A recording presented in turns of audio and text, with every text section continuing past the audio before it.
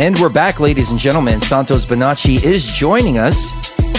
Of course, he does the show right after ours on Saturdays. And I think he's got a new website together, universaltruthschool.com. We'll find out here in a second. Santos, welcome to the show. Hey, how are you, Chris? Oh, doing great, man. It's great being able to speak to you again, having you right after us on the Saturday show. I was wondering, how are we going to do this? And then I thought, you know what? We got to do the Thursday show. Yeah. So there you go. Well, look, here's an opportunity to thank you publicly for helping me with mine too, because you're always up late at night and in the background, making sure that all my troubleshooting and that's taken care of. So thanks, Chris. It's my pleasure, Santos. It really is, because the information that you have, I think, is invaluable to humanity's consciousness and the well-being of humanity. And anything I can do to help move that forward, I'm always honored. Is your website up and running, universaltruthschool.com? Oh yeah, better than ever before. It's a very straightforward, plain and simple website. There's no thrills, nothing. Not much in terms of writing, because I haven't done that. I want to do that properly before I put, information that is comprehensive and covers everything that I do, because the videos already speak for that. I've got 12 videos. They're free. They are full of what I call evidence and proofs. I'm not offering any of my opinions. I'm sourcing all my information from books and of course from my own intuition. I don't have any special visions or crystal balls or people that tell me things that other people aren't privy to. Nothing. It's all from sweat and hard work. And it's all from the experience and intuition put together, which results, when you do your research properly, it results in direct knowing, rather than opinions and belief.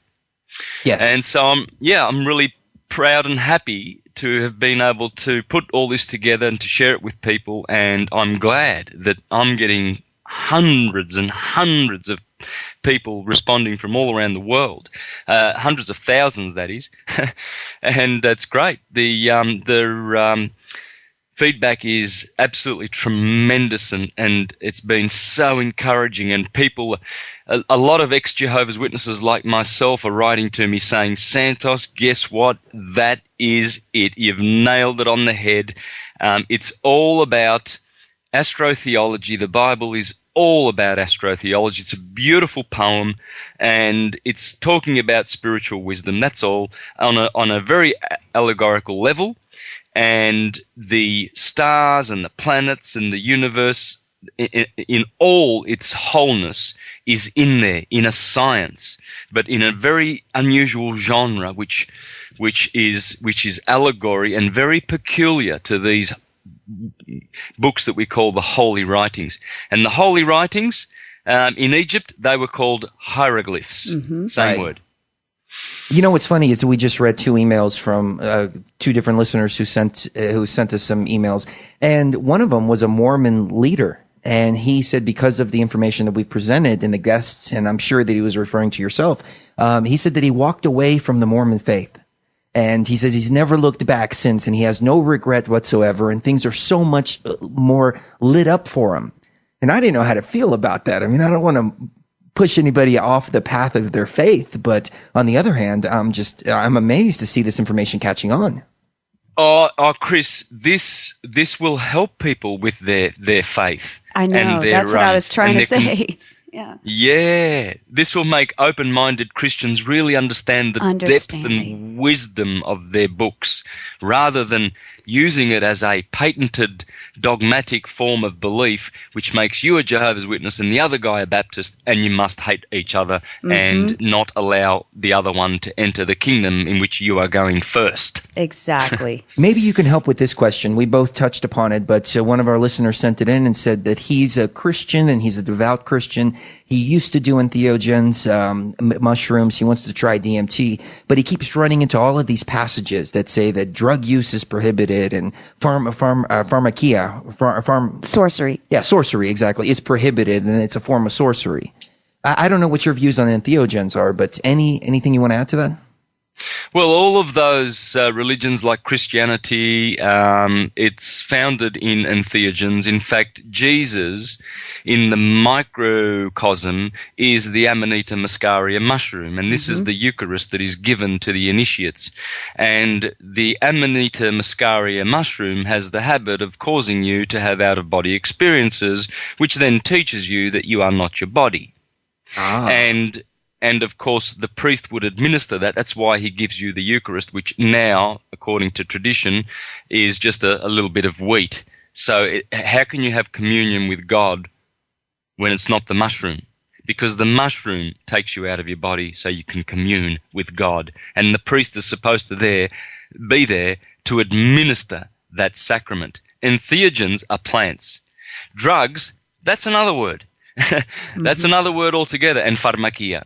That's related to magic, but the negative kind of magic. And drugs, like marijuana was the name that they invented in the 30s to outlaw hemp because it was such a free and beneficial plant. In fact, there are more medicinal and benefits from the hemp plant than any other plant on this planet. Hemp is it. Cannabis. So what they did was they got cannabis and they said, let's call it marijuana and let's make some legislation and make it illegal. Disregard the law. Let's make it illegal. So that's how people are going into jail, because when they get processed in court, they're getting processed for marijuana and for drugs. You see, right? These are their legal words. But I take entheogens, and I'm proud of it. And I have been illumined by entheogens throughout my life. I used to, when I first smoked cannabis at the age of 14. I was just left. My parents were Jehovah's Witnesses, and I rebelled and I did the teenage thing. So I, grew my own cannabis and started smoking that at 14. Very nice. Me too. And I had, I had Led Zeppelin and Monty Python, of course, as my staple for music and entertainment. And these guys were consciousness expanders. Yes, Cannabis expands the consciousness and broadens the horizon. Now, I'm not saying, hey, everybody, go out and no, it gives you a different perspective, though. Yes. Makes you see things from other people's point of view. Yep. So, but for those who can and do, some people can handle alcohol. I cannot. It's a poison. Every sip I take just knocks me out. Me too. Cannabis is absolutely medicinal, and I relax and I think. I am able to put so many dots together because my filters are shut. I'm in meditation world.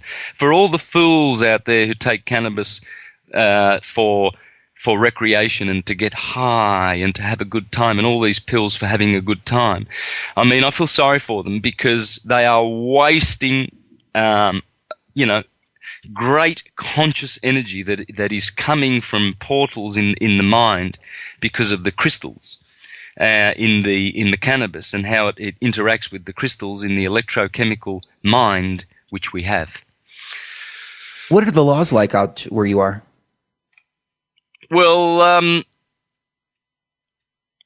I'm not really too sure about. I mean, all the same drugs as you have there in America would be outlawed here, of course. But we know that the government secretly is running it all anyway. Oh, well, of course. Well, the reason I ask is we're in Colorado, and it's actually legal here. There's about 15 states in the United States that have legalized it, and we can go to the store and buy it, literally. They have 32 different varieties. They have lollipops and cookies and ice cream and fettuccine Alfredo. You name it. It's heaven on earth, high up on the Rockies where the grass is green. Yep. You can totally tell. Oh, I'm sorry. Go ahead.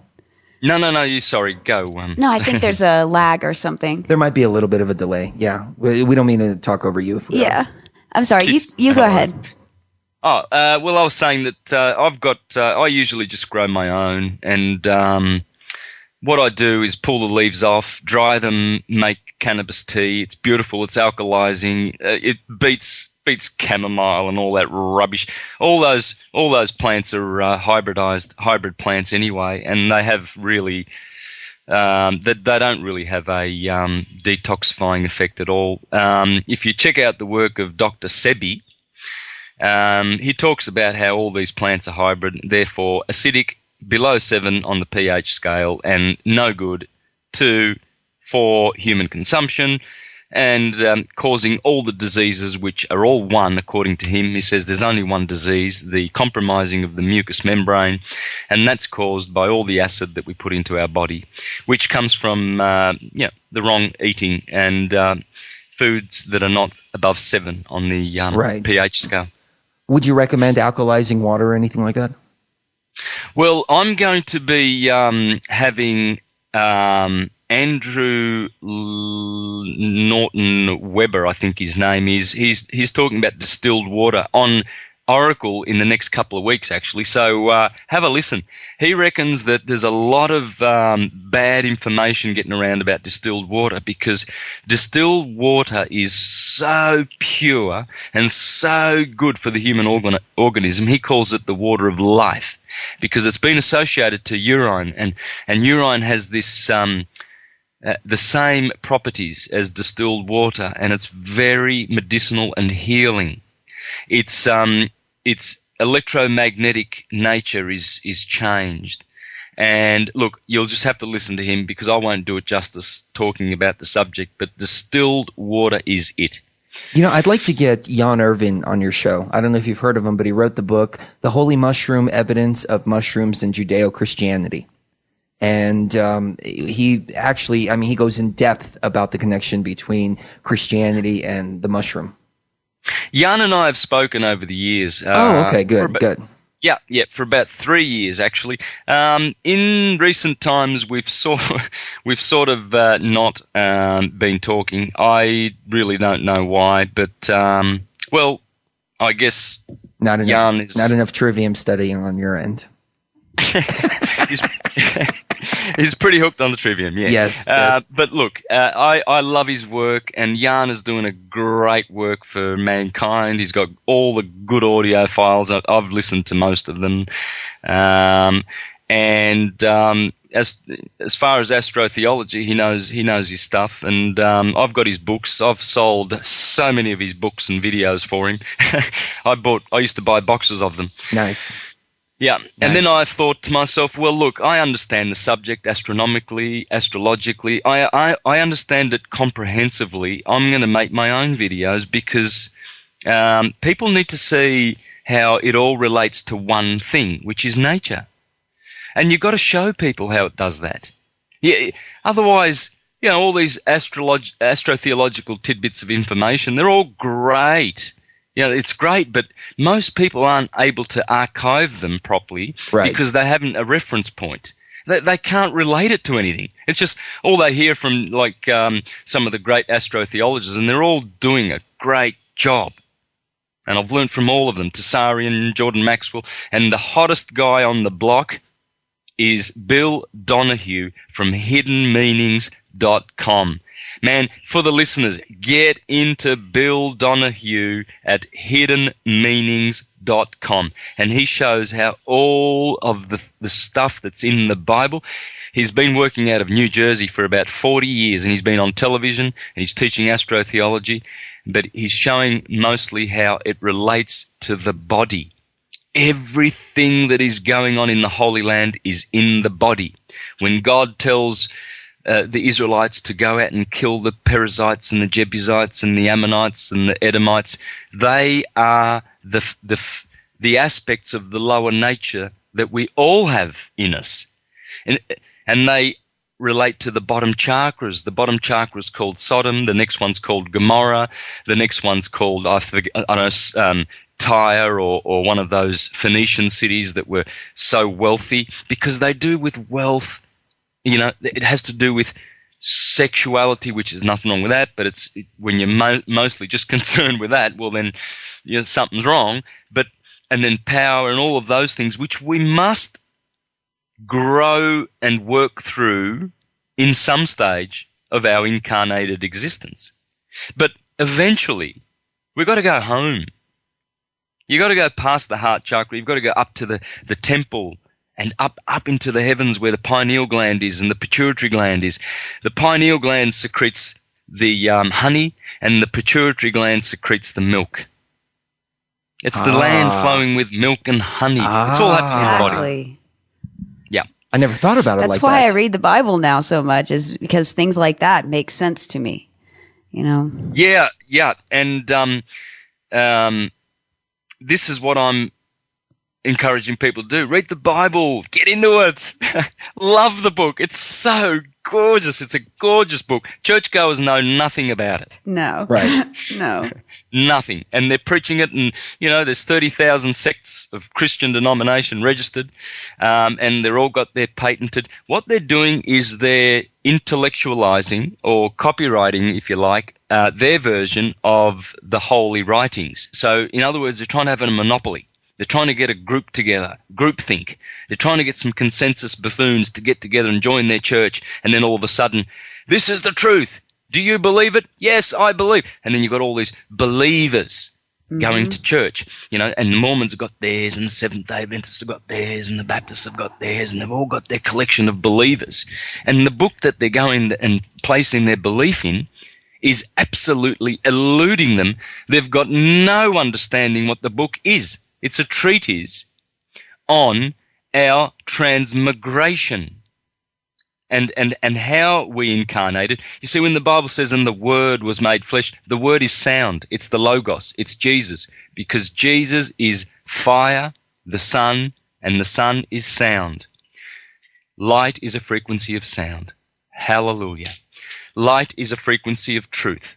Light is a frequency of wisdom. Light is a frequency of matter, of electricity, of magnetism, of water, of air. Light is all there is. God is light. And so they go and read the Bible and says God is light, but then they want to tell you, no, he's got a beard, he's angry, and he's judgmental and interventionalist and supernatural. Right, well, right, exactly.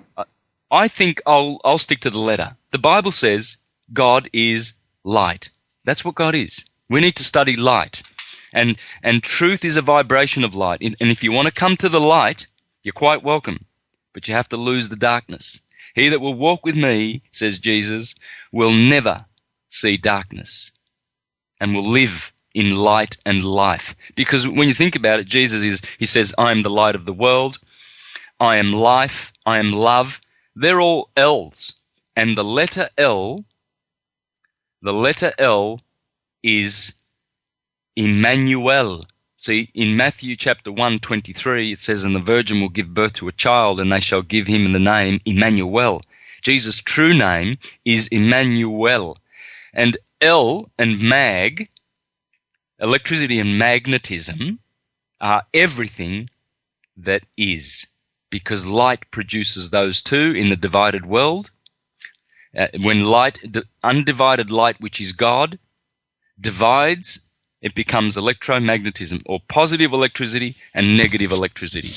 And one's called L and one's called mag. Jesus is Emmanuel and Mary is Magdalene. And Jesus is always kicking around with his little girlfriend, Magdalene. And she had 7 demons. Those are the 7 chakras. And she was a whore or a virgin, either way, because it's the same thing. The magnetism is a whore. It's a virgin. It's everything. It's the Holy Grail. I've got to ask you this. I was on Bob's show the other day, and this song came on. And it's an old reggae song. I'm sure you've heard it. It starts out, Lucifer, son of the morning, I'm going to chase you out of earth. And Bob starts going on this little rant about Lucifer. And I said, well, wait a minute. We're talking about the son of the morning. When you chase the son of the morning out, then what are you left with? You're left with darkness. Any thoughts on that?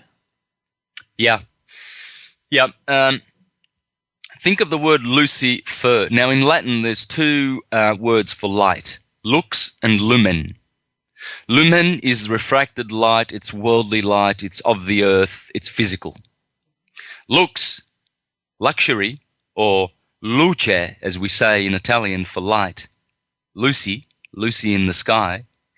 That lux, that is That's the divine light, you see. Okay. And the universe is mind, and mind is light, and mind thinking is electric. So everything is produced by that electricity. So what we've got, Lucifer, anything with a fur in it is, like transfer, refer, defer, is to carry something. Christopher means to carry light. So Lucifer means to carry light, the same as Christopher. The light so bearer, you see, right. Yeah, so Christ and Lucifer, they're the same thing. That's what I thought. And when you look with your eyes, you are seeing Lucifer all the time, because that spectrum from red, the color red, to indigo, which is the 7 colors of the light that we see, that spectrum there of the electromagnetic spectrum, that's all we see. That is Lucifer, because outside of that is darkness. He is the light bearer, the light that we see. Exactly. So they've had us fooled this entire time, and they have people thwarting off Lucifer, and in actuality, they're thwarting off the light and therefore remaining in the darkness. Yep. Yes. Yep. Okay. I completely agree with that. Let me ask you this, though. Venus has also been called Lucifer, the morning star. And right now, if I remember correctly, Venus is very, very bright up next to the moon. At least we've been seeing this star up next to the moon, and it looks, from what I can tell, it is Venus. Have you looked into that? And if so, what does that mean with its placement so prevalent in the sky right now? Oh, yeah, very prevalent. And it's coming to one of her big transits, or what do they call them, in June. In June, there's going to be a big Venus, when she does her pentagram, in her 8 and 5 year relationship with the Earth. But anyway, Venus is up in the sky, yes, in the west, and she's either Phosphorus or Hesperus. She will be the evening star or the morning star. So when she ceases to be the evening star, which will be soon, then she hops over and she's the morning star. But she's never more than 48 degrees above the horizon. She can never be, because she's always, because she's an inner orbit, Mercury and Venus are inner, they cannot, they can never go, you can never see Venus directly above your head. Right. Yeah. Is this affecting our consciousness at all? All of this is affecting our consciousness. All of this is. Okay. Because we've had a terrible day today. Yes, and everybody around us seems to be freaking out. Everybody's just, it's like I woke up in the twilight zone today. Yeah. Everybody's backwards. Our friends are just acting really strange, and everybody's fighting with each other. Is there some type of force that's causing that, maybe some kind of disruptions in the brainwaves? Well, the 30th of March has a Star of David. If you check out any astrological website and go in and punch the midday, say 30th of March, which is today for me, by the way, but tomorrow for you, and you will see the Star of David. They are 2 equilateral triangles superimposed over each other. Now, we've had a grand trine for most of March.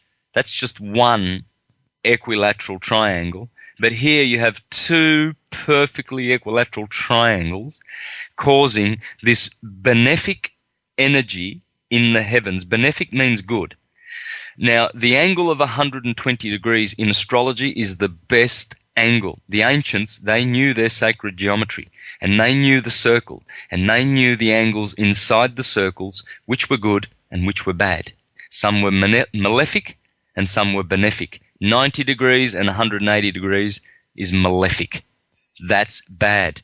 That's a bad angle or a bad angel, because here we are talking the science of angles or the language of angels. It's the same thing. Astrology is the language of angels, because those planets, as they define their angles, as they go around in their orbits, every angle has a different angle or radiation of light that it emanates, and every day has a new angle, you see. So Right. As those orbs go around, we've got a double Star of David. It should be a great blessing. So, I know what you're saying about people, I think this is going to iron itself out. After the Star of David, I think people are going to have clarity all the way to the June solstice. On May the 20th, we're going to have an annular eclipse of the sun. So you should see, in America at least, you'll see the ring around the moon, which is the sun, because the moon is not full. If the moon was full and you had an eclipse, you wouldn't see the sun. It'd be a total eclipse. Right. But so you're going to see that, and then 2 or 3 weeks after, the Venus things happens. So you've got a Star of David on March tomorrow for you guys. The Star of David also appeared on the 2nd and 3rd of March. Now, you rarely get these things, and in fact, if you do your research, the Star of David's very, very, very rare. And twice in 1 month. Look, these are signs, my friend. There's Pluto is in Capricorn, causing destruction and transformation in the house of external authority. So all these corporate boys, they might as well resign, because it's all going down. The false economy is going down. The real economy that always existed will stand in its place. And that is human, our mankind's, or look, let me get the right word. The race of man, put it that way, because that embraces woman, because man comes from the womb of the woman. So the race of man will stand up in its place, and its currency will be the energy of love that it has to offer, and always did have in the first place. So that's Pluto. Saturn is in Libra, where he exalts, and retrograding too, and Libra is the scales of justice. This is big justice going down. Mars is in Virgo, next to very, very, very close to Libra, and soon will be with Saturn in Libra. And opposite them is Uranus in Aries. Uranus loves to be in fire signs, especially Aries, cardinal fire. Aries is in the head. Uranus, the revolutionary, is in your head right now. All that stuff you're seeing is temporary, but it's Uranus in the head. And it's causing all of this. It's agitating. It's causing us to be individualistic, and we want our freedom, and we want to see the external authorities be pulled down, because they don't serve us. They serve themselves. We serve each other. Corporations do not. They are unconscious entities, and the whole concept must go. It was invented with the empire of Rome, which is the 7th incarnation of empire on this planet, which has been around to destroy republics, to destroy law wherever it goes, the law of God, and to implement, false religions based on a corruption of pre-existing good science. Our friend Mike Tessarian said on our show about 2 years ago that we're entering the Plutonian, I don't remember exactly. The Plutonian age, or no, I don't remember how he said it. Plutonian force? But he said the Plutonian force is going to start to show itself around 2011, 2012. And you hit it right on the head, that the corporations are going to start to fail. The whole system's going to start to come down. But what kind of physical events do you foresee? Do you project anything like that?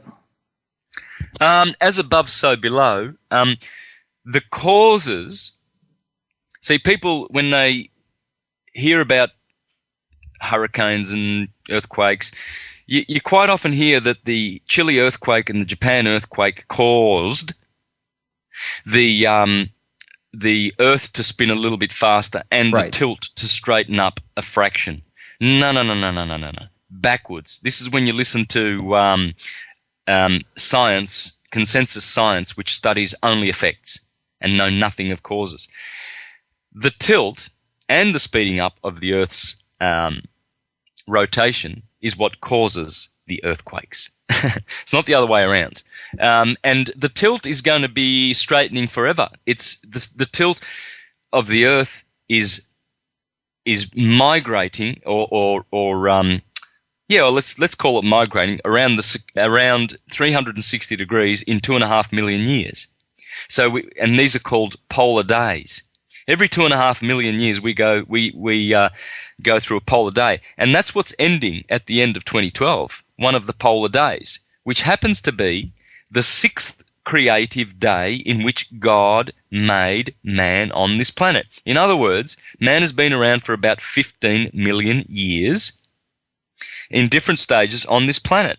Or at least that's what the Bible records, because the Bible specifically talks about 6 creative days that God made all this stuff from inert matter that the earth was. And then he animated it, put water here or whatever.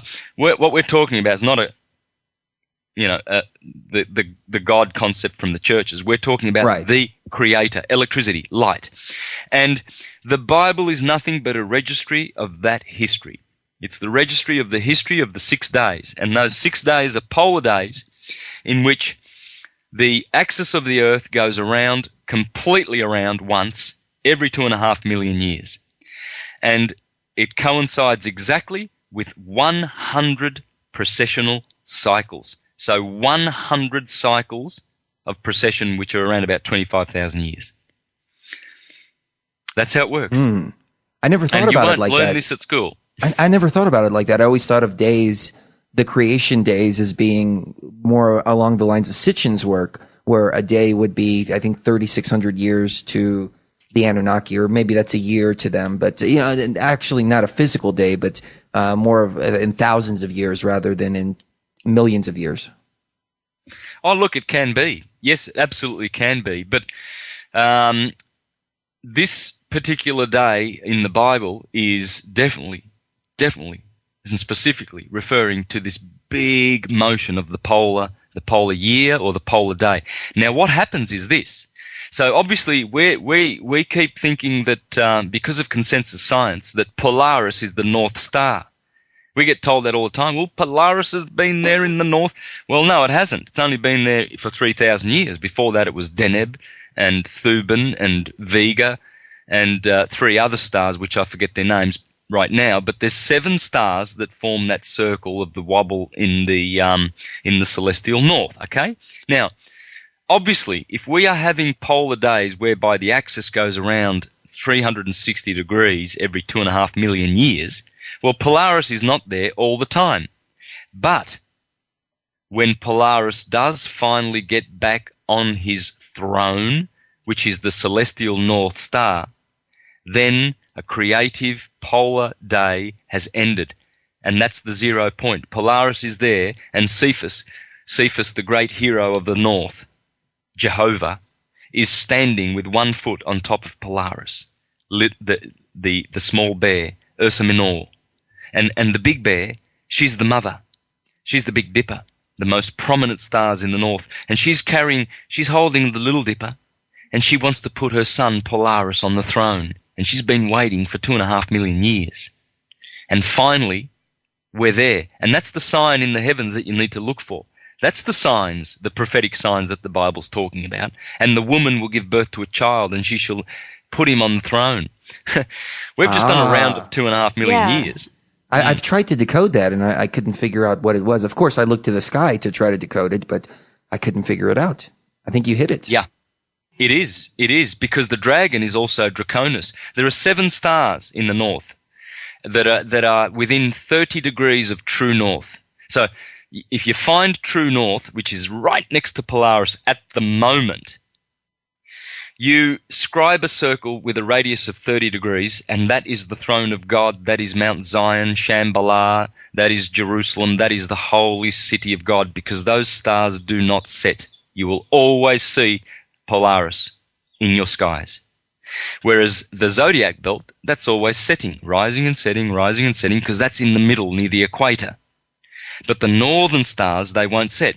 And there's 7 constellations: Lyra, Cygnus, Ursa Major, Ursa Minor, Draconis, Hercules, and Cephas. And Cephas puts his foot on Polaris, and the dragon, the great dragon. By the way, Draconis occupies 120 degrees of right ascension. So he's a busy boy. He's a very, very, very long dragon in the northern skies.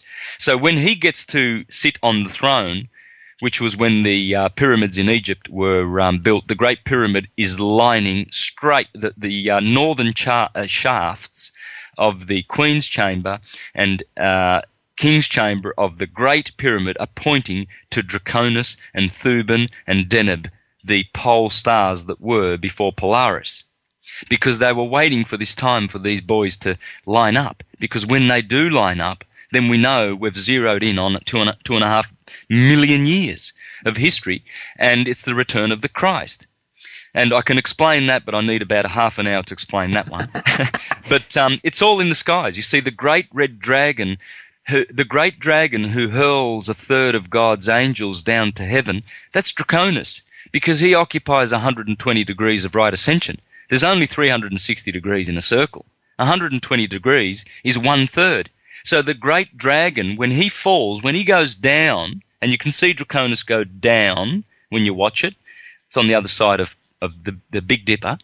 As he goes down, he drags a third of God's angels down, and then he causes the winter, because Draconis starts in Libra and goes all the way to Capricorn, Sagittarius. That's 120 degrees. That's winter. That's the fall, you see. So when Draconis is going down head first, it's your autumn, and that's the fall. That's the fall of the dragon, and he hurls, and he carries with his tail a third of God's angels. They are the angles, or the stars. 120 degrees is a third of angles. So he's got he's got a third of God's angels in his tail. It's all upstairs. Well, let me ask you this. What does the revelation and understanding of polar days do to the theory of physical pole shifts, especially sudden pole shifts like some people are expecting, or some people are even theorizing that we're in right now? Well, certain orbs will influence the axis of the Earth to straighten a little bit quicker here and a little bit slower there than it's supposed to. But generally, it'll take that long to do the whole round. But we're looking at a major shift right now. Potentially, we could have 6 or 7 degrees shifting in the next few years, because there's going to be a lot of changes. And I've noticed on the horizon where the sun sets on the solstice. I noticed this on December the 21st, I've got my markers where I watch the sun setting, and the sun's not in its right place. It's definitely moved by at least 3 or 4 degrees on the horizon, and that's pretty significant. Something's really weird with the relationship between the Earth and the sun now. It seems to be slightly different. There's some different stuff going on than, say, 2 or 3 years ago. Does the galactic center or black holes or anything play any part in this? The galactic center is in between Sagittarius and Scorpio, and yes, it does. That's what the alignment is all about. There's no planetary alignments as such on the 21st of December 2012.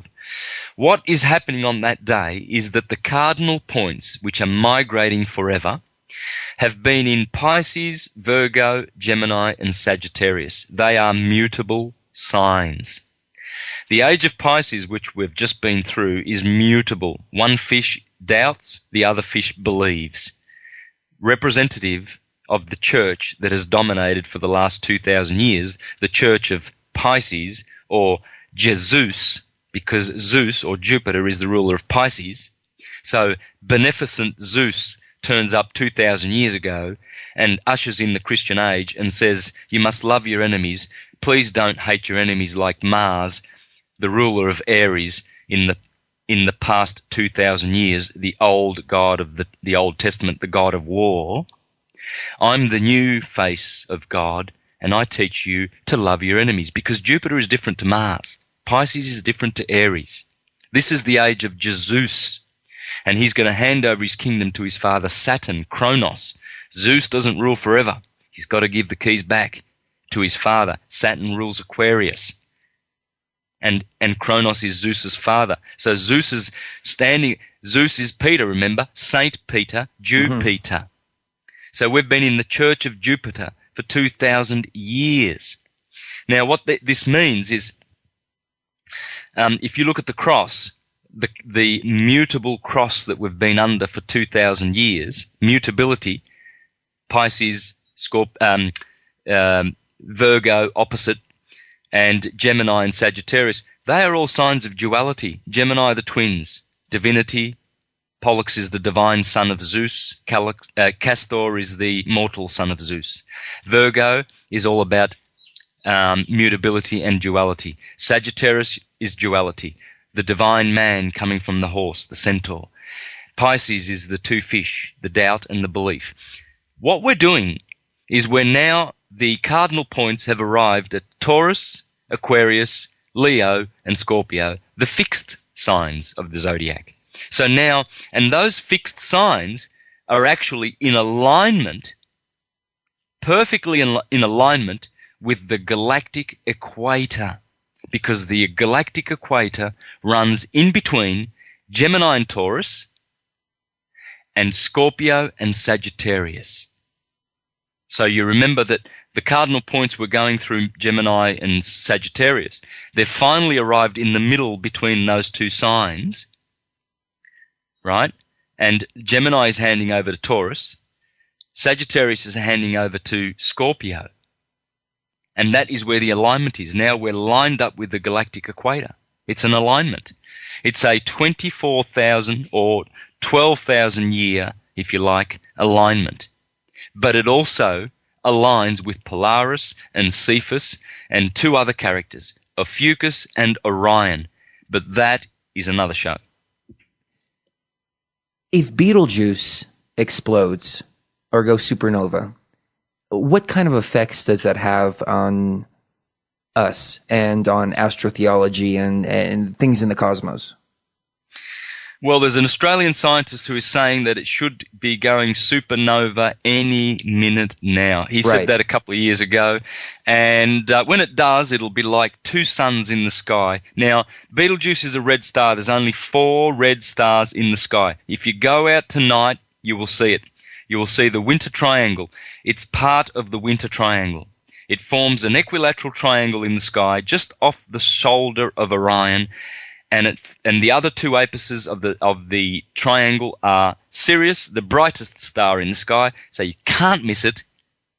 And Sirius is the Canis Major, and Canis Minor, the small dog, Procyon, is the other apex of this triangle. You will see it tonight. Now, when you spot Orion next to the winter triangle, you will notice that they are both inside the winter hexagon. 6 of the brightest stars, the brightest 14 stars in the sky. Please check it out. You've only got another month to see this, and then the winter hexagon will be gone for 6 months, or 3 or 4 months. But and then it'll turn up in the east again. But in the west, you'll see it going down tonight at about midnight. And Betelgeuse is right in the middle of the winter hexagon. It is red, orangey red, and it's about to go supernova. A hexagon is a Star of David. That is the Star of David. When it goes supernova, it'll be like a second sun, and we'll have like 2 suns in the sky. And the other thing is to remember that Orion's outstretched arm with Betelgeuse in it, in the middle of the winter hexagon, is reaching out for the foot of Castor, one of the Gemini twins. And Castor's foot is standing right at the crossing of the equator of the galaxy and the ecliptic, which is the apparent path of the sun. And opposite 180 degrees is Ophiuchus standing on the other fulcrum, the other divine cross. There are 2 of these, where the ecliptic intersects the galactic equator.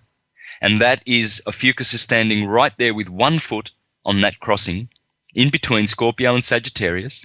And Sagittarius's arrow is pretty much aiming at Ophiuchus's foot, or at the heart of Scorpion, where Ophiuchus's left foot is standing on top of the red star Antares in the body of Scorpio.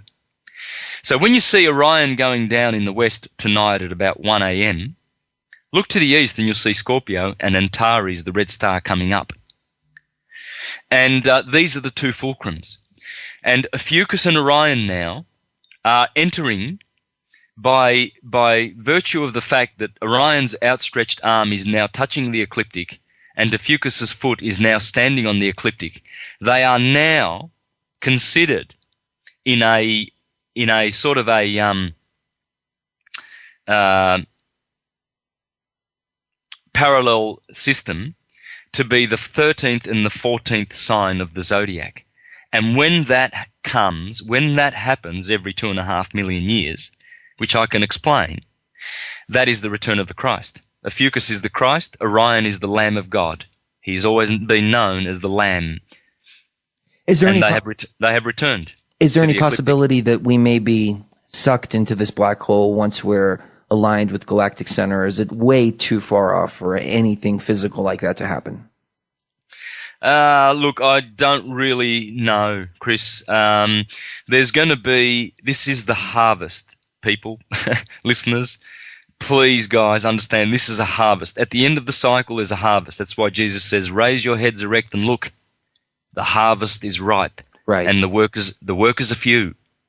The harvest, what happens is the ascended ones, or the ones that are vibrating in harmony with love and light, ascend and take one step forward in their transmigration, whereas many who are sleeping will be buying and selling, eating and drinking until the flood comes and sweeps them all away. So there's going to be destruction and there's going to be salvation. And it's not how the Bible bashers and the churches are preaching it. Right. I completely agree. We've had a few guests talking about everything from Nibiru coming back to black holes coming in. And I listen to everything and I use my discernment and kind of take whatever resonates with me. But it's questions that we always pose because we get so many different answers that's all we can do is just get all the answers and then kind of put the pieces of the puzzle together, in my opinion. Yeah. Absolutely. Go to trusted sources. Go to sources that are founded on science, not consensus-type science. I'm talking science like thunderbolts.info, Wallace Thornhill and David Talbot at Thunderbolts, who are talking about plasma cosmology and electric universe. Walter Russell, which I'm always reading from and teaching from. These are scientists. They teach that, how the universe really, Edward Leeds Scalnan, John Keeley, these guys. Go to sources like this. I always remind people that my information comes directly from research. I don't have crystal balls. I don't channel. I don't have visions. I don't have a guru. I don't have any of that kind of help. It's all self-taught. I taught myself how to play the guitar, how to speak languages, how to study astronomy, astrology, all of it. I am my own teacher. It's possible. It's easy. I left school at 15. I'm what you call a school dropout, man. I saw the indoctrination and the bullshit, and I was out of there. God, that's funny. That's the exact age I did too.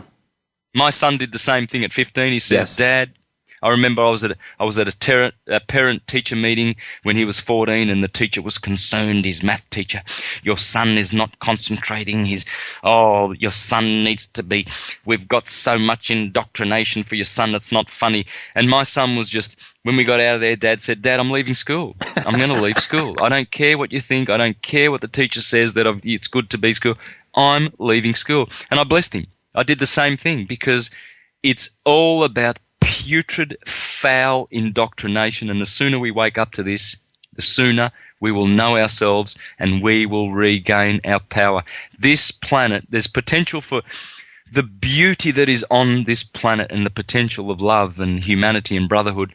Man, we could be flying for free all over the world and on cruises, going to the Bahamas, drinking pina coladas, having peace, no reports of war on CNN and Fox and Rupert Murdoch's network, and no Barack Obama scheming with the banksters to take away our pensions and our everything else and to privatize this and that, no fracking and no wars in Libya and mercenaries.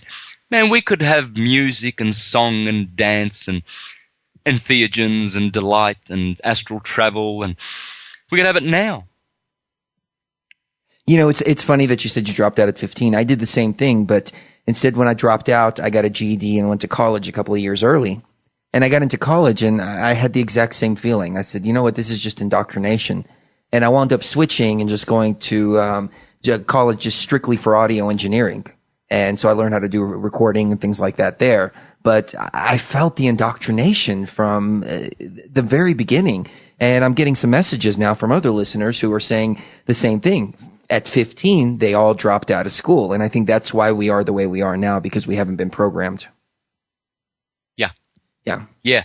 That's the way I am. My mother didn't vaccinate me because she saw on the news that it was like playing Russian roulette, that some children were being damaged, blue in the face, purple in the face after vaccinations.